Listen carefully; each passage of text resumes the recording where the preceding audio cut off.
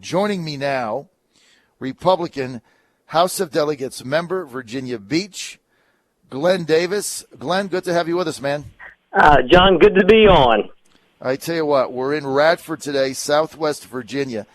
A lot going on. I want to get right to the presidential field. You're one of the co-chairs of the John Kasich for President campaign. He's looking potentially to win maybe the 8th district or maybe the 11th congressional district and pick up 3 or 6 delegates today. But you look at his poll numbers nationally, Delegate Davis, it just isn't there. Well, I mean, John, I think you and I realize, a lot of what's going on right now is posturing for Cleveland. I mean, if, Governor Kasich goes into some of these states on Tuesday, can pull up a few delegates here and there, it'll keep them in, the race with everyone else, with obviously the exclusion of Trump, who already has a significant delta in delegates. If he goes into Ohio and picks up those delegates, it lifts him way up. When it comes down to it, if people are looking for, someone that can, mount a campaign and potentially, stop Trump, it's John Kasich, who has a lot better chance of winning Ohio, being he's only 4 points behind right now, than Rubio, who I think last poll showed him at 16 points behind Trump in Florida. So I think, he's poised. He's got a little bit of momentum. It's a little of that food fight still going on. You saw the last debate. Governor Kasich he did have the best answers on all the policy questions. He knows what needs to be done for our country to move it forward.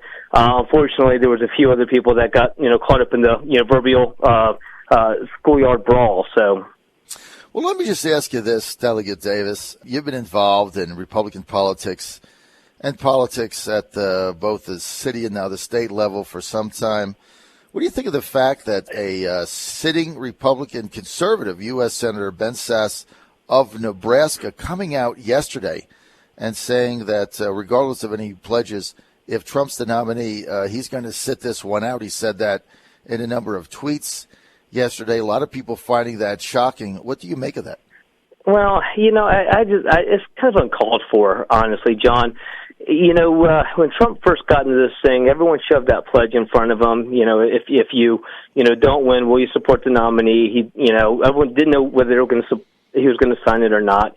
He signed it, and now that he's gotten a lot more momentum than probably anyone imagined, everyone's looking to jump ship. Or not everyone, but there's people in the party looking to jump ship. I mean, look, we've got a party. It is, the vote wins, and right now Trump's doing extremely well, and I don't think people should be looking for ways to undermine our party. And I would think that anyone that we have right now running for president in our party is better than any of the alternatives sitting out there. So I kind of find it concerning that we have some members in our party that are looking at going that route.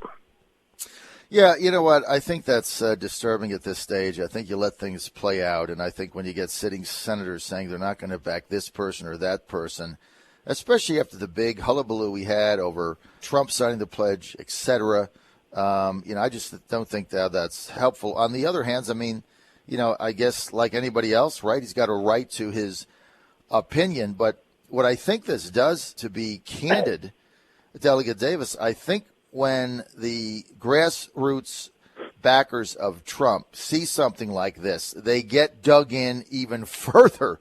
So I don't think Sasse, if he's looking not to have Trump as a nominee, I think his move just did the opposite, because a lot of people just see that as being, well, a lot of conservatives or grassroots have been saying, look, we backed your establishment candidates forever. We backed Dole. We backed McCain. We backed Romney. We backed George Bush 1. We backed George Bush 2. We backed whoever you threw up there. And now, we got our guy that's winning, and you're telling me, well, you're going to sit this one out. I just don't think that plays. No, it doesn't. I mean, you've got, obviously, all the media and everyone talking about how the establishment has it out for Trump. And when you see something like this, perceptually, someone inside the establishment says, oh, my God, Trump may win, and I'm going to sit it out, or I'm going to, do what I can to undermine it. It just plays right into what the media is saying, and that's not what the people in our party deserve. We have a party, we have a primary, and or caucuses in other states, and the winner becomes our nominee. And we've all had situations where we may have backed one person during that process. Our person may have not gotten through, and we all came behind someone else. It doesn't change because someone wins the primary that you may not ultimately like. So it is concerning, John. I don't know what kind of plays out at the end of this thing. I know. Trump is someone that's going to go in there if he ends up getting into the White House and shake up Washington. And when you look at the inside the Beltway money and where it's going, there's a lot of people really concerned about shaking up Washington. But I for one am not one of those that's concerned about shaking up Washington a little bit, which is why I'm also backing Governor Kasich. I mean, he's got the same idea of going in there and let's shake things up and get things back on the right track again. Well, I think certainly Kasich, if you look at his history, I mean, he's been pigeonholed as an establishment candidate, but I've been covering Kasich for a long time, and when he first came in the House, he was part of the Newt Gingrich team. He was seen as one of the brand new conservative reformers, rabble-rousers. So, look, I could really see, candidly, I could see a Trump-Kasich ticket, and I think that would be tough to beat. Well, it'd be extremely tough to beat. I mean, I still like the idea of seeing Governor Kasich at the top of the ticket so he could work his magic again like he worked it, back when he was in Congress before and like he's done in Ohio. But even looking at that ticket you mentioned, it creates a scenario of people going to Congress to go shake things up a little bit. Obviously, Governor Kasich having the experience of balancing the budget in the past, the only time in the last 43 years that it's been balanced, as well as the background of the Armed Services Committee and what it takes to get our national defense back to where it was.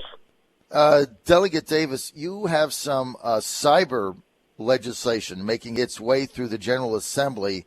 A lot of people right now concerned about cyber attacks and things of that nature. Can you elaborate on some of the legislation that you have and where it stands now? Sure. Well, we have a couple of pieces of legislation that were introduced this year.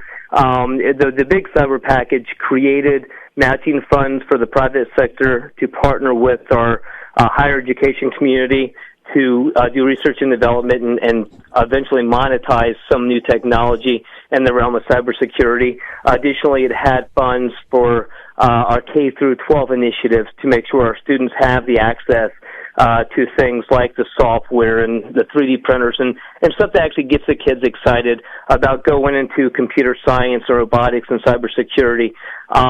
The bill that encompassed all that got out of sub and full committee, but unfortunately we ran into an issue on the budget side of the House with the funding piece. So there's a good amount of money thrown at research and development inside the budget.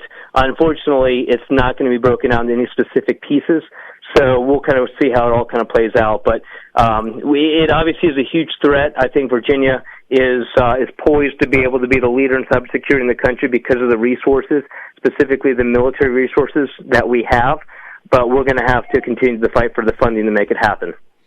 Well, you got to get the funding because this is just a big issue for everyone. I want to get your comment on a few other things going through the House. Today, we understand the House will be voting on Chap Peterson's Senate version, I guess, the reconciliation of the emergency legislation to get rid of pledges in taxpayer-run Virginia primaries. You're going to need 80% of votes in the House in order to get that to McAuliffe's desk and basically end this pledge thing once and for all. How do you stand on that? Well, the pledge thing is a party thing. It's not a state thing. The taxpayers shouldn't be the ones paying for it. So I completely support it. I like the idea of being able to go to the polls, cast and vote for who I want to vote for. I think everyone should. I think in many cases, like we heard this year, doing something like the pledge alienates people that may, be interested in coming under that tent and eventually follow the guidelines, follow the principles, of our party. But most importantly, also, there's an added cost to doing those types of doing the pledge inside of these primaries, and states shouldn't have to pick it up. Well, so it sounds like you're going to vote in favor of getting rid of these today in the House, right? Yep, that's the intention, and we'll see how the rest of it goes. But I think it's got a good shot. Okay, I've got a couple more minutes. John Cosgrove had a bill that he got out of the Senate, Glenn, would say that you couldn't get a FOIA on addresses of police. That got crushed in the House. Why? Well, it got crushed over in committee, and John, I don't have all the inside scoop yet on what necessarily happened there, but I think it was all the best of intentions. We want to definitely provide safety for our first responders. At the same time, I think that it ran into some issues with, I guess, transparency scenarios when it hit, I believe it was general laws. So I'm looking forward to getting the full details myself. We had a whole bunch of stuff hit last week, especially in some of my committees. So the conversations haven't quite progressed where we've all talked about what we've all dealt with last week. But I know it got killed over inside a committee, and but I think there was a little bit of an issue with transparency in some regards. But I look forward to getting the full details on it. Delegate Davis, what is your number one priority this week? This week we're on the backside of crossover. We're working on the budget. My goal is to work and see if I can make sure that some things stay inside the budget. We've got a couple things that are really important. One of which is the process that starts analyzing the fiscal impact of getting rid of a double taxation policy that exists in the Commonwealth of Virginia. It's inside the Senate budget. I need to help get it back inside the House budget, and that's my first priority this week. But we've done a heck of a job these last few weeks, John, and I think everything's going really well and it's teed up quite nicely. Well, I think you guys have made a lot of progress, no doubt about it. We're interested to see the budgeting process and how that turns out. I thought the House budget that you all rolled out with Chris Jones on last Sunday was stellar, and we didn't really see a lot of pushback on that from the governor. No, and it's between what the governor was looking for, what the House presented, and even what the Senate had been looking at. It's all very similar. There's a few differences here and there, but I don't think anything overly contentious, and I think we're going to have a year similar to last year where things are fluid, things get worked out, and we actually get the budget once again ahead of time. All right. It should be an interesting week. I want to thank House of Delegates member Glenn Davis joining us, Republican from Virginia Beach. He is also a potential candidate for lieutenant governor, we understand. I'll leave it at that. I know you're not going to say anything until after the session's over, but I'm making a prediction right now that you're going to run for lieutenant governor just based on my own instinct, right? I'm never wrong about this stuff, Delegate Davis. Well, John, thank you again for having me on this show, and enjoy Radford. I have been out that way. It is a gorgeous area, and I'm sure the weather is gorgeous out there, too. More info, glennrdavis.com. That's glennrdavis.com. Thanks, Delegate Davis, for being with us. This is the John Fredericks Show. I'll be right back.